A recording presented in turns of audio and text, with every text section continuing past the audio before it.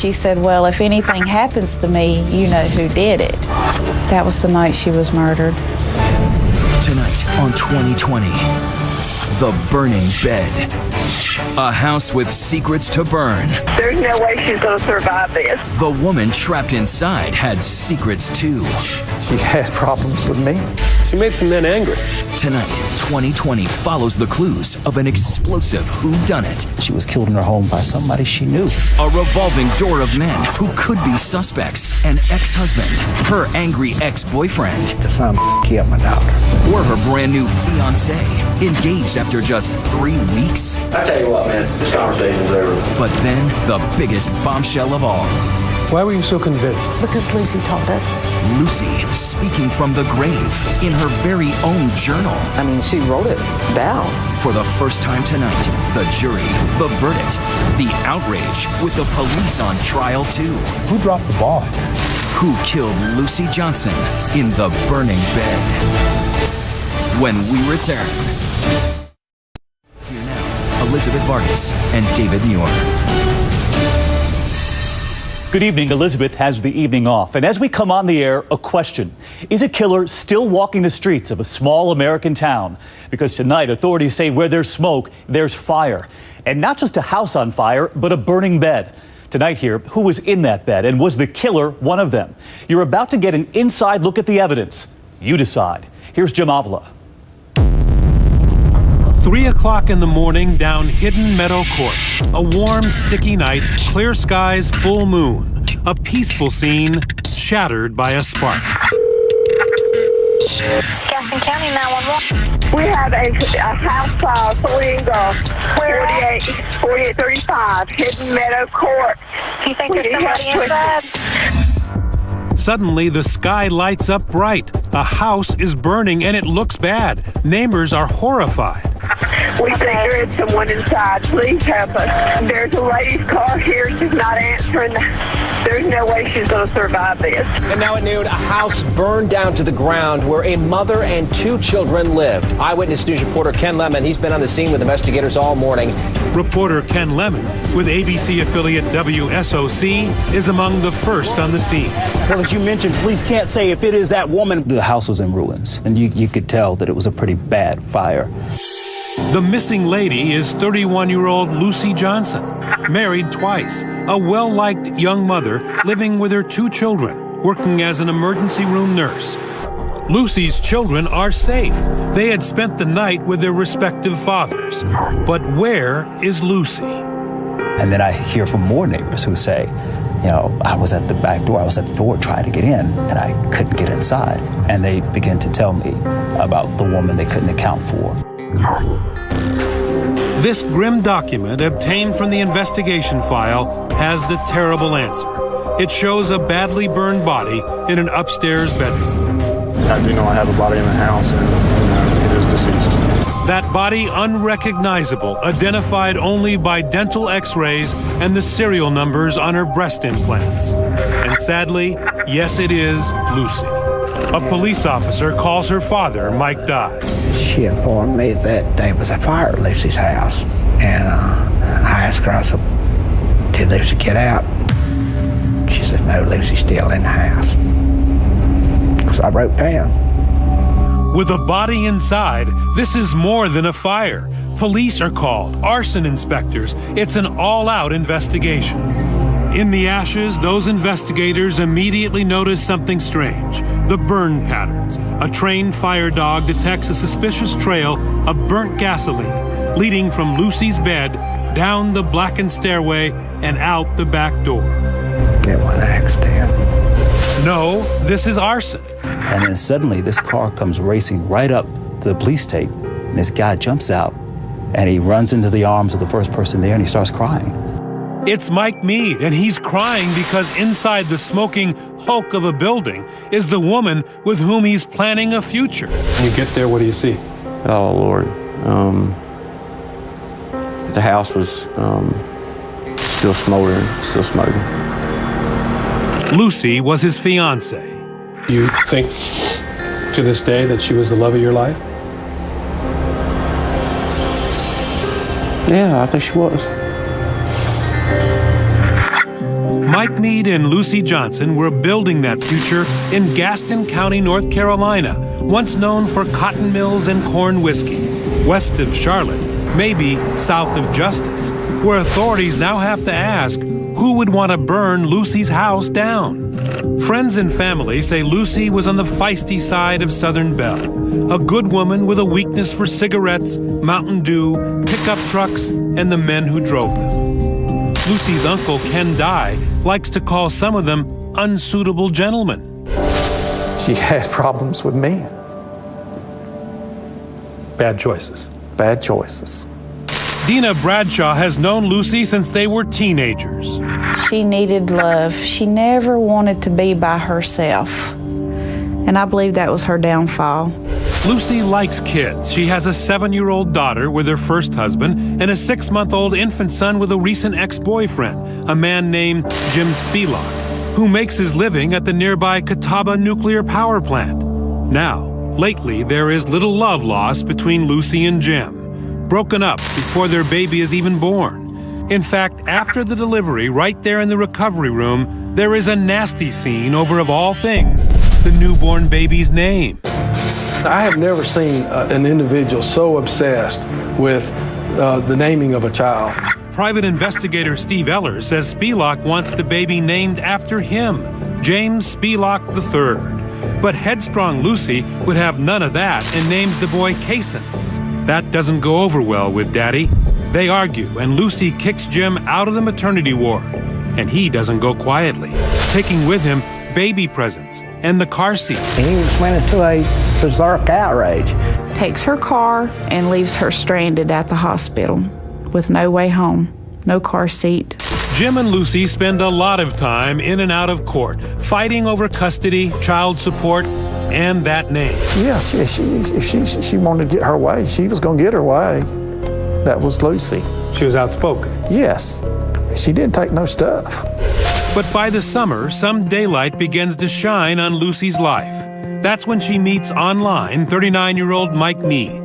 He has a pickup, but he also has a BMW, a successful inventor, an entrepreneur from nearby Fort Mill, South Carolina, who enjoys the finer things, like sit-down dinners at the steakhouse chain. She was dressed really nice. I dressed up nice, and we went out to Longhorn, had dinner. You know, I was real curious about why she was wanting to date somebody when she just had a baby. And can I ask you what was special about this relationship? How you get that attached that soon? I just felt like we really had this connection, and we went right into family mode. The kids all got along. Our 3 dogs got along. I mean, it was like just everything just clicked.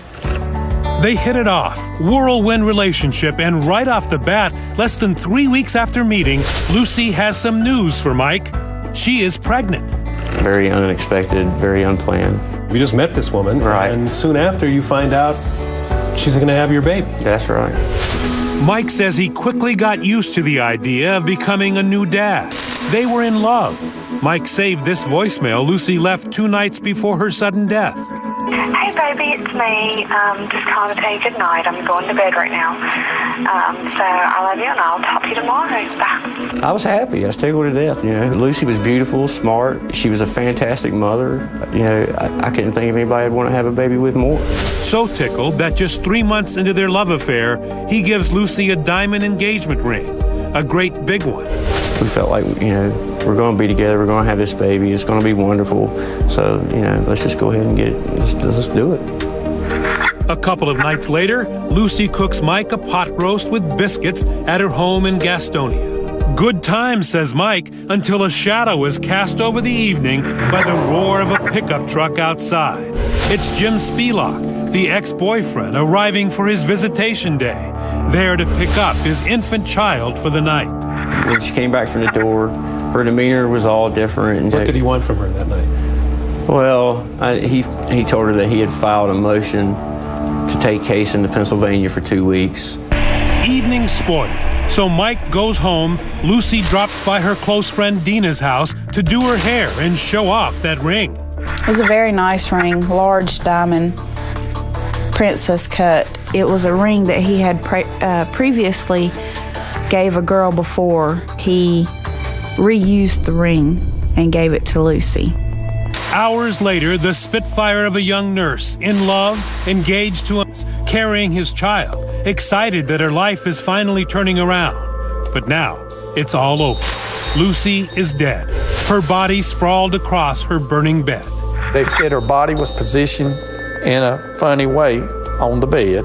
You believe that looked like there was a struggle? Yes, the way it was described. Surprisingly, for the victim of a fire, there is no soot, no ash in her airways. That can mean only one thing. When the fire started, Lucy wasn't breathing. She was already dead. Suddenly, the police clam up. They have more disturbing clues to follow. They still wasn't telling us anything. They wouldn't even tell us how she died. When we come back, if the fire didn't kill Lucy, what did? And the more unsettling question, who did? Some killed my daughter. 2020 continues with The Burning Bed. Once again, Jim Avila.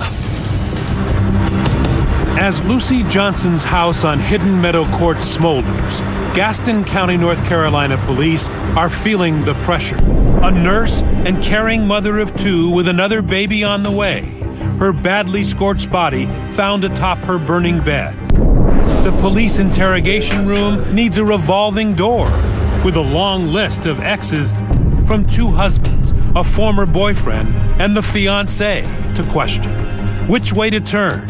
Everyone is watching, including local TV reporter Ken Lemon. The thing that I think really drew people in is that you have a single mother, and she was excited about her relationship and her engagement with this man. Where would the evidence lead police? First, a quick search of the house, shown in this police video, seems to rule out a stranger. No evidence of a break-in here. The locks are still intact. She was killed in her home. That's a total violation. And the belief is that she was killed in her home by somebody she knew, not by a stranger. Next, police moved to the autopsy sketch. The medical examiner must have worn out his pen, illustrating the terrible damage. And there, inside Lucy's head, a find that will change the investigation. A bullet, and then more. Fragments of a second bullet. Conclusion, Lucy was shot twice in the back of the head. Now, it's not only an arson case. Now, friends, we have a murder. The very public search for a killer is on, and local media is watching. Still many questions today about a fire that took the life of a pregnant mother. We have several people of interest that we're looking at right now. So everybody's watching. People wanted to know who did this. Another clue from the crime scene, the burned-out house. Lucy's engagement ring can't be found anywhere. But also missing, and perhaps even more important, is a murder weapon. Where is the gun? Dive crews are back at Lake Wiley looking for evidence to solve a pregnant mother's murder. They target an area near a boat landing not far from the home of a potential suspect, Lucy's ex-boyfriend, Jim Spivak. 2 days of diving for a weapon didn't produce anything. There's no weapon. There's no gun found. There's nothing. With no fingerprints, everything destroyed in the burned-out house, no murder weapon, and no eyewitnesses to the crime, police must now turn to the circumstantial clues, starting with the men in Lucy's life. Lucy's uncle, Ken Dye, saw them come and saw them go. She made some men angry. She is. Gaston County Police open up the interrogation room. They bring in Philip Okrelisa for questioning.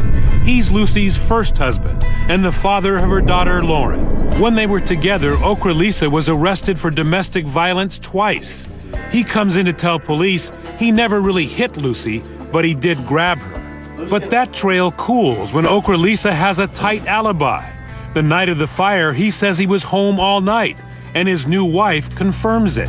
On to Lucy's husband number 2, Jim Johnson, another relationship that got ugly at the end. He has a police record of violence against Lucy. And Lucy's friend Dina says she witnessed one incident. He had her cornered, drilling her like a sergeant, barking at her, verbally, loud. She was afraid. She was very afraid. He was a suspect because he had threatened to burn her house down. That's a pretty good reason to be a suspect, right? Right. But more investigation shows Johnson was on the Carolina coast, 4 hours away at the time of the crime, forcing police to dismiss him as a suspect. So now we turn our attention to Mike Meade, Lucy's new fiancé and father-to-be. Mike and Lucy's romance was so recent. That day at the fire was the first time her Uncle Ken Dye had ever seen him. I didn't know who he was. Never met him before, didn't recognize him. And then I noticed that the detectives put him in the car and was talking to him. But of all the stops on Lucy Johnson's troubled trail of romance, one man stood out, at least to family and friends. Oh yes, at the very, very beginning, I thought Jim Spelak had did it. Everyone did. James Spelak, the father of Lucy's infant son, is in the family's crosshairs. Lucy's father, Mike Dye. The son killed my daughter. Ken Dye says his mother, who raised Lucy from when she was a teenager, was convinced the minute she heard about the fire. She said, I know who done it. I said, who done it? She said, Jim Spelak done it. I knew immediately he did it. It's something I felt in the pit of my stomach. Why? Desperation. Lucy's marrying a successful guy that's going to be able to support her financially. Lucy's moving. It is documented Spelak has been fighting with Lucy over child support and custody. Lucy has pictures of bruises on her arms, and in family court claims Spelak put them there while she was pregnant with their son. The relationship so poisonous, Jim Spelak had been recording their conversations. You're a very sneaky, manipulative person, and it ain't gonna work. Manipulative person, Jim. I'm not. You're the one that did all of that. You're the one that was at the lawyer's office the day after I gave birth. I wasn't at the office. I was on the phone with them. You're concerned with yourself. That's Jim Spelak documenting his attempts to see his son. Do you plan on paying child support voluntarily? Well, I guess that's up to you. Can I see my son or not? I've seen him like 5 times since he's been born. Are you gonna let me see him? Yes, and you can bring me some money when you come see him. Police want to know where Spelak was the night of the murder, but he has a plausible alibi too. He tells police he was at his house all night with the baby. Did you stay here all night taking care of Kason? I was here all night. He has a roommate who says he didn't hear Jim leave. And police find and interview this woman, who was up late, texting with Jim Spelak most of that night. Did you text him Tuesday? He sent me the text at 4:30. Just want to make sure I have it all right. But while the clues may be sending the family in Jim Spelak's direction, law enforcement is not convinced. And when other people began to focus their coverage towards Spelak, they were able to tell me early on, don't go there, don't do that. Police even issue a rare public statement clearing Spelak on paper. It's unheard of. Police are going in a different direction, and they make an arrest. When we come back here, we'll take you inside that police interrogation room, 2 cops and 1 suspect with a very strange way to show his grief. You'll see it for yourself. 2020 continues. Here again, Jim Avila. Breaking news out of Gaston County. It is breaking news. Surprising new clues in the murder of a mother of 2. A shocking development in Gaston County, North Carolina's biggest murder mystery in years. New developments in the Lucy Johnson murder case. The man Lucy Johnson was in a bitter custody battle with is ruled out as her killer.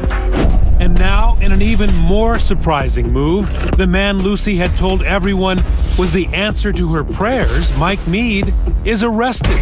Police say Mike Meade shot Lucy Johnson to death in her home last summer. It catches everyone off guard, especially Mike Meade, the successful local businessman never before accused of a violent crime. The man no one suspected of threatening Lucy is now charged with arson, rape, and murder.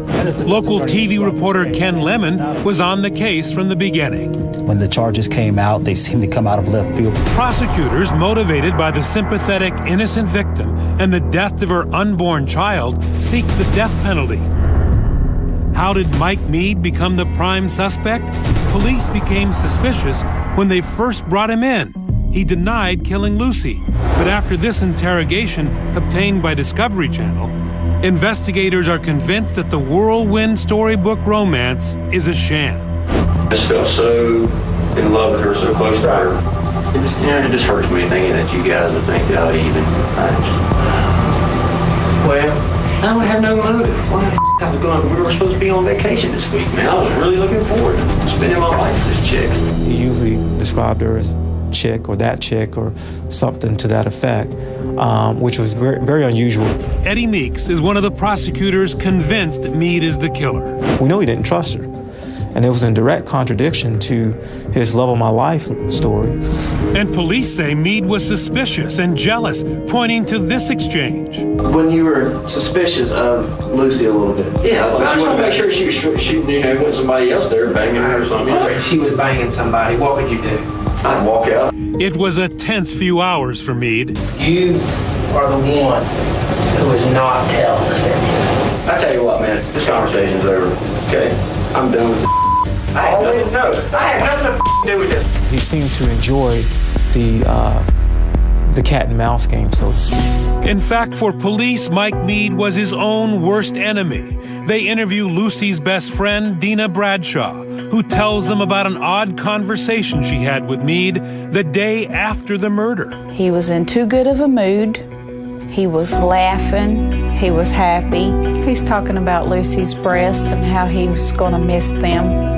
He was not sad that he just lost his fiancée. Meade's behavior is enough to raise suspicion with Lucy's family.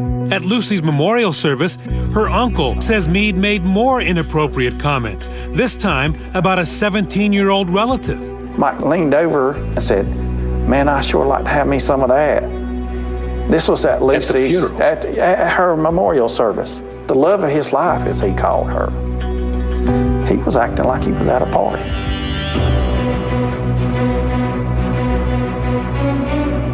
As prosecutors ready for trial, they work to build a case that Mike Meade has a history of rough encounters with women he has dated. More than a dozen women who say Mike was vindictive, aggressive, pushy, and outright creepy. You start to hear things like he has a pattern of meeting women online, a pattern of a relationship that seems strong, and then all of a sudden it turns really bad.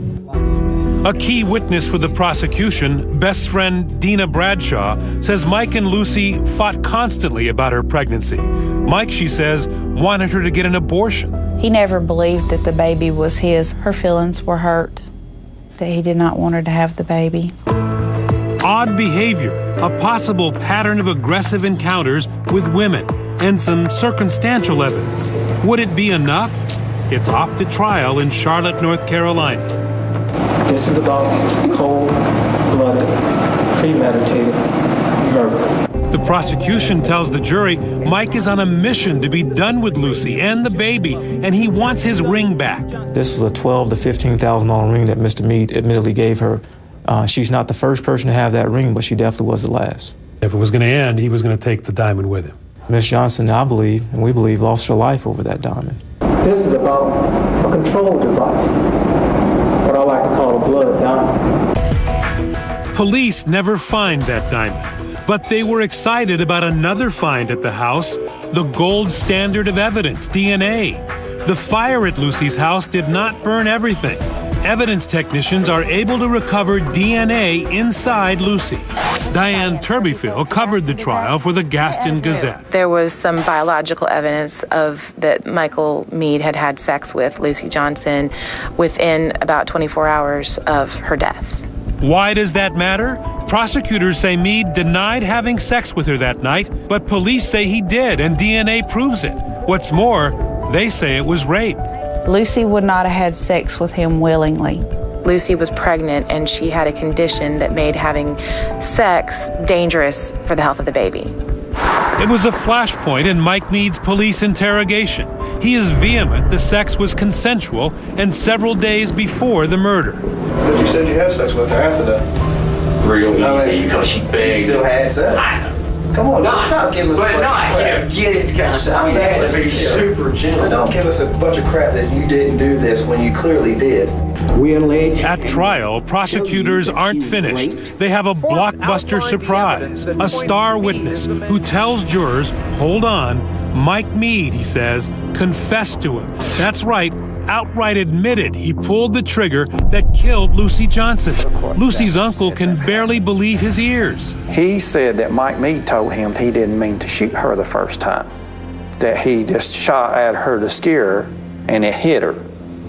And it freaked him out so bad because she was jerking around and that he went and shot her again in the back of the head. The prosecution ran with that. She reached up to her head and said, "Oh my God, you shot me, Mike. Please don't let me die." Powerful, huh? But there's a problem. That star witness, he has a bit of a credibility issue. You see, he is a convicted child rapist who says Meade told him all of this while both were locked up together for a short time in county jail. I've never confessed to a cop. I've never confessed to my lawyers. I've never confessed to anybody because I'm not going to confess for something I didn't do. But I'm going to confide in a guy that raped this girl.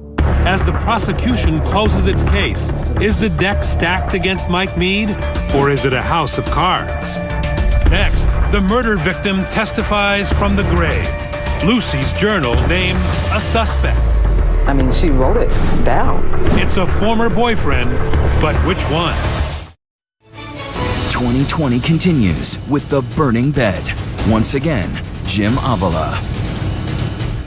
In the modern tower that is Charlotte's Mecklenburg County Courthouse, the state of North Carolina is working overtime to put Mike Meade to death for the murder of his pregnant fiancée, Lucy Johnson.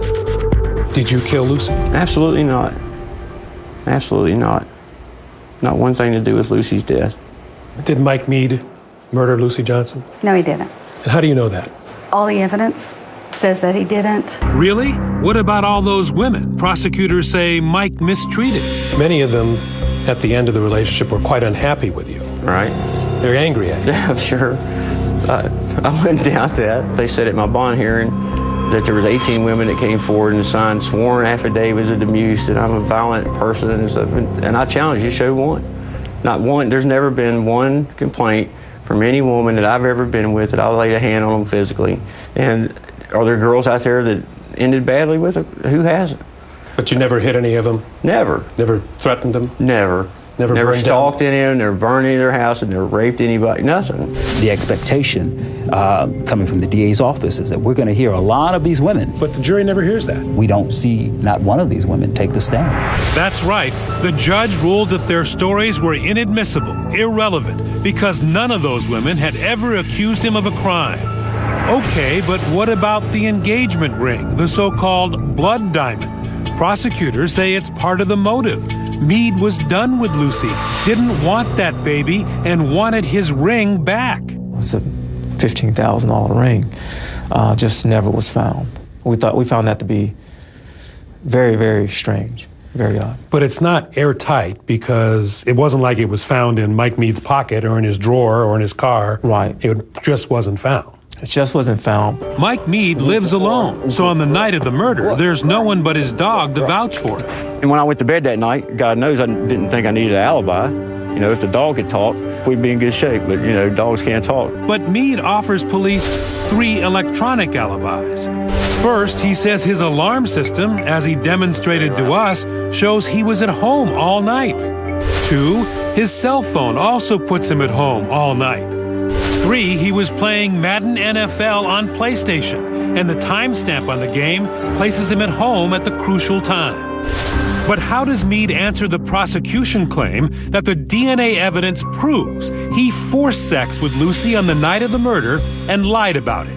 Meade's defense investigator, Steve Ehlers, admits if the DNA found in Lucy was fresh, Mike was there that night and murdered her. The perpetrator goes in, rapes her, shoots her, burns her house down. But on cross-examination, the prosecution witness is forced to concede that critical DNA may not be all that fresh, and just as Mike claimed, could have been from sex days before the murder. That semen was not the home run or the smoking gun they thought they were going to have. And if that isn't enough of a Perry Mason moment, listen up. The defense is granted a rare gift. The judge allows them to stand up in open court in front of the jury and not only proclaim Mike Meade's innocence, they get to point their finger at the man they say is the real killer. In North Carolina, the rule is pretty strict. You can't do that unless you've got direct evidence pointing to the guilt of someone else, relevant evidence. Unleashed, the defense turns prosecution and puts Jim Spielach on trial, starting with his alibi, that he was at his house with his baby, his roommate didn't hear him leave, and there was a woman who first told police Spielach and she were texting all night, but then revised her story. Did I think it was weird that he sent me a text at 3? Yes. Okay. It was out of character for him. She showed back up at the police department and said, he didn't text me all night. Actually, he stopped texting me for 2.5 hours. Ironically, at the 2.5 hours, when Lucy was being killed and her house was being set on fire. In fact, by the time of the trial, Lucy's been dead for 3 years. But now, the jury is about to hear from her again. That's right, Lucy becomes the star witness at her own murder trial, offering stunning testimony from the grave, written in this pink polka dot notebook, a journal Lucy kept to build a custody case against Jim Spielach. Lucy told us over and over again in her own words who she thought she was in danger from. And it wasn't just all about that pink notebook. The prosecution witness, Dina Bradshaw, reluctantly delivered some devastating evidence in Mike Mead's favor. And she said, well, if anything happens to me, you know who did it. And so she was referring to Jim Spielach. But it was all in laughter. Laughed it off, maybe, but then she brought it up again. But she had said, well, remember what I said, you know, referring to if she's killed, that Jim Spielach did it. And we were laughing, and she left. That was the night she was murdered. And in that pink notebook, Lucy also documents accounts of Spielach's online gambling and an interest in cross-dressing that extended to buying sexual paraphernalia on the internet while he was supposed to be working at the nuclear power plant. It's just about 2 weeks before her death. For the first time ever, she was able to actually document on the computer that he was purchasing these items. Documentation Lucy had just turned over to her custody lawyer days before her death. Mr. Spielach was aware that she had the proof of her allegations. That's the defense case. Jim Spielach murdered Lucy Johnson because she was about to win the custody case and reveal his darkest secrets. How more definitive can you be? That's another reason why at first we felt like it was him. But I've learned, don't jump to conclusions. He was perfect person to be framed for a crime. Jim Spielach turned down our request for an interview, but denies he murdered Lucy or bought women's clothes for himself. And prosecutor Eddie Meeks believed him. Regardless of all these different arrows pointing, all these red herrings, at the end of the day, when you weigh all the evidence, it was only one arrow, and that pointed at Michael Mead. But who does the jury believe? When 2020 continues, what the jury heard, what they thought, and their bombshell verdict based on Lucy's journal. I mean, she wrote it down. But which name did she write? Next.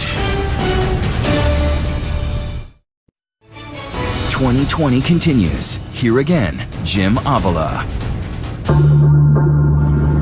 Lucy Johnson's 34th birthday, if she had lived, and for her fiancé Mike Mead, Judgment Day.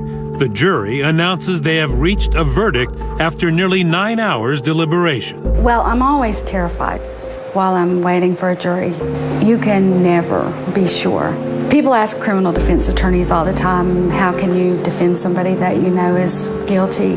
Trust me, it is much harder to defend someone when you truly believe they're innocent. And here it is, the verdict. Michael Lane Mead, not guilty. All right, members of the jury, thank you very much for your work on this case. Not guilty on all counts. Mike Mead goes from dead man walking to find me the nearest exit. Just thank God that I'm free. I fully expected not guilty. Why were you not surprised when they said not guilty? Because I had sat in the same trial for 7 weeks that they had. And if I was sitting on that jury, I would have been going, what in the world is going on with this case? So 2020 gathered 11 jurors and returned them to their seats in the same courtroom for their first group interview. where it was clear that the defense strategy worked. I don't understand how they were able to come to trial and not even give a second look at Jim Spelak. A key element for the jury, Lucy's own words in her journal. So Lucy Johnson herself told you, a juror, Jim Spelak did it. If anything were to happen to me, Spelak did it. I mean, she wrote it down. He wanted that son named after him, and she wouldn't do it. And they thought Spelak had motive. The women's clothing Lucy said he bought for himself. James Spelak was backed into a corner at this point. I think even desperate in that he needed to stop that from being out in public. The jurors tell us in all Lucy's messages from the grave, they found not one word against Mike Meade. There was never any entry in any of her journals about him doing anything aggressive to her at all. I thought the state was really grasping at straws. The evidence was overwhelming as far as Mike Meade not doing it. And that's hard to hear, isn't it? That's hard to hear. The jurors saved their harshest criticism for the police, comparing them to a classic fictional North Carolina law enforcement buffoon. I called him Barney Fife. In my mind, I said, we got a bunch of Barney Fifes. I think Barney. They don't have a clue what to do. They blew it, and I think that's what bothers me about this case the most. And we do have a horrendous murder case that has not been solved. It leaves you wondering. So whether it was bad police work, or prosecuting the wrong man, or perhaps the perfect crime that allowed Mike Meade to get away with murder, one thing for sure, no one thinks Lucy Johnson got justice. Since Mike Meade has been tried and acquitted, and since you don't believe that there's anybody else out there that could have done the crime, Lucy will never get justice in your mind. Not in my mind. Today, Jim Spelak has full custody of his son, Kason, who after Lucy's death, he renamed James Spelak III. Mike Meade says, although he is free, he lives under a cloud of suspicion. All right, well, we interviewed Meeks, okay? To this day, he thinks you did it. Well, to this day, he's an idiot. Where there's smoke, there's fire. The evidence is clear. I have no respect for Meeks, so you know what Meeks thinks, I don't really care what I think. Matters is what the 15 jurors that heard the evidence think. Meade has moved from South to North Carolina trying to live a new life.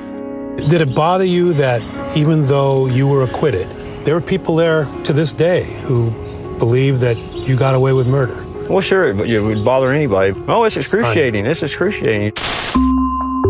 Right now, Meade is in the middle of an open lawsuit charging his civil rights were violated, and he was falsely prosecuted by the Gaston County Police. The police say they cannot comment on a pending legal matter. You ever close your eyes now and think about what it would be like if none of this happened? Where would your life be with Lucy right now? Do you do that? Oh, yeah, of course. Yeah, I would have a wife, a beautiful wife, and a little boy, and yeah.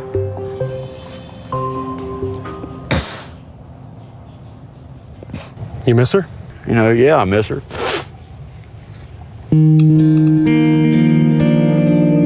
The home where Lucy lived and died. Today, just a vacant lot, a driveway that leads to nowhere, like the dead-end investigation into her murder.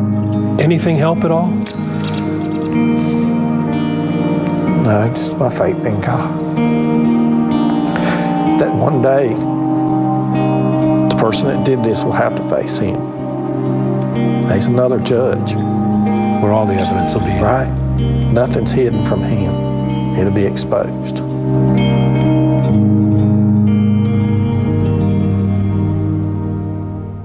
I'm David Muir. For Elizabeth and all of us here at ABC News, have a great weekend. Good night.